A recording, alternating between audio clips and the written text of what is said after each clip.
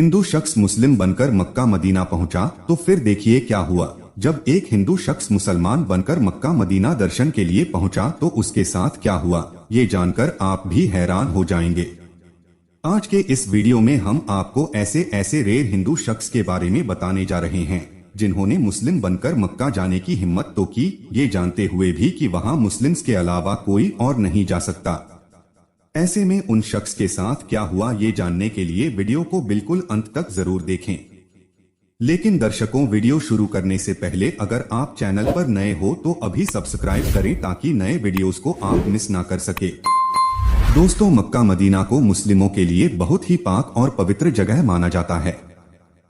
यहाँ पर किसी भी गैर मुस्लिम का आना सख्त मना है, क्योंकि यही वो जगह है जहाँ से इस्लाम की शुरुआत हुई थी। यहाँ लाखों की संख्या में मुस्लिम लोग अल्लाह को याद करने आते हैं।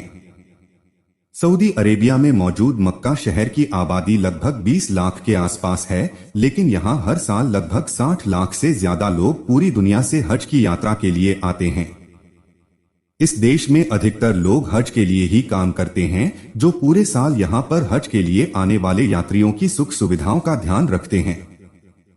दोस्तों, इस्लाम में मक्का की सबसे पवित्र मानी जाने वाली इमारत काबा है। ग्रेफाइट पत्थर से बनी 40 फीट लंबी और 33 फीट चौड़ी इमारत काले रंग की है और इसमें कोई भी खिड़की नहीं है, बस एक दरवाजा है। वैसे दोस्तों की इमारत 1400 साल पुरानी है, लेकिन इस्लाम धर्म से जुड़े लोग इसे हजरत इब्राहिम के समय का मानते हैं। और आपको बता दें कि दुनिया के सारे मुस्लिम काबा की तरफ मुंह करके ही नमाज पढ़ते हैं। पर सबसे खास बात यह है कि मक्का मदीना की इस पवित्र जगह पर किसी भी गैर मुस्लिम को आने की इजाजत नहीं है, और यही चीज लोगों के बीच इस जगह को लेकर और भी ज्यादा उत्सुकता पैदा करती है। कई लोगों का तो ये भी कहना है कि यहाँ कोई ऐसा काम होता है जो मुस्लिम लोग दुनिया से छुपाकर करते हैं, तो उस तरह इस विषय में हम साफ साफ कहेंगे कि यहाँ सिर्फ और सिर्फ सच्चे दिल से खुदा की इबादत की जाती है, और कोई भी गलत काम यहाँ होना तो दूर, यहाँ आने वाले लोग ऐसा करने के बारे में सोच भी नहीं सकते। पर फिर भी लोगों के अंदर उछल कूद करने वाला दिमाग नहीं मानता और कोई ना कोई तिकड़म भिड़ाकर वो वहां पर जाने की कोशिश करते हैं। पर खुदा की रहमत तो देखिए, आज तक किसी भी शख्स ने गलत इरादे से नापाक मन को लेकर इस जगह पर जाने की कोशिश की है, वो कभी भी इसका बाकी इमारत के अंदर नहीं जा पाया है। अब इस तरह के लोगों को या तो पुलिस पकड़ लेती है या फिर कुदरत उनका हिसाब खुद करती है। ऐसे में अब हम आपको भारत के केरला में रहने वाले ऐसे शख्स से जुड़ा किस्सा सुनाने जा रहे हैं, जिसे सुनकर आपको इस धर्म की खूबसूरती का एहसास हो जाएगा।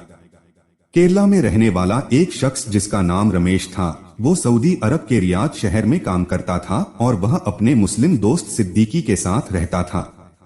अपने मुस्लिम दोस्त के साथ मुस्लिम मुल्क में रहने की वजह से रमेश इस्लाम की तरफ काफी ज्यादा प्रभावित हो गया। वो पैगंबर मोहम्मद के आदर्शों और सिद्धांतों से बहुत ज्यादा प्रभावित हो गया था और उसे मुस्लिम लोगों का कल्चर बहुत ही ज्यादा पसंद आने लगा। ऐसे में आप कह लीजिए कि वो मन से इस्लाम धर्म को अपना बना चुका था। यहाँ तक कि जब रमेश अपने घर केरल वापस आया तब भी उसके दिल से इस्लाम के लिए मोहब्बत कम नहीं हुई और अंत में उसने इस्लाम धर्म को कबूल करने का मन बना लिया। अब ये अपनी सबकी अलग अलग पसंद हो सकती है, लेकिन रमेश के हिसाब से इस्लाम धर्म सबसे पाक मजहब था, जिसमें ईश्वर को बिल्कुल सच्चे दिल से अपना मानते हैं। अब ये सारी चीजें होने के बाद जब रमेश ने इस्लाम कबूल किया तो उसने अपना नाम बदलकर मुजम्मिल कर लिया। वही मुजम्मिल जो पहले रमेश के नाम से जाना जाता था और इस्लाम कबूल करने के बाद वो एक सच्चे मुस्लिम की तरह है।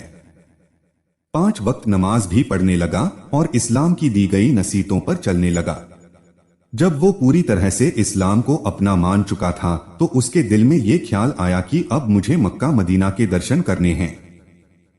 ऐसे में दोस्तों, मुजम्मिल की ये ख्वाहिश भी पूरी हुई। मुजम्मिल ने अपने नए नाम से अपना पासपोर्ट बनवाया और मक्का मदीना में दर्शन के लिए चला गया।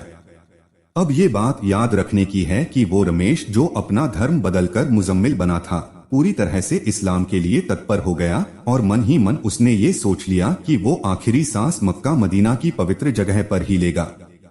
इसीलिए जब वो वहां पर गया तो उसने खुदा से ये दुआ की कि अब वो उसे अपनी आगोश में ले ले।